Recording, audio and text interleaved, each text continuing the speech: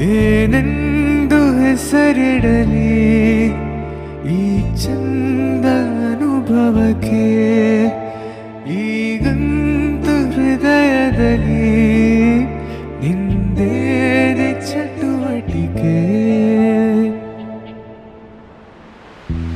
ಹೊತ್ತಿಲ್ಲ ಗೊತ್ತಿಲ್ಲ ಬೆನ್ನಲ್ಲೇ ಬರುವೆನಾ ನೀನಿಟ್ಟ ಮುತ್ತುಂಡು ಇನ್ನಲ್ಲಿ ಬಡತನ.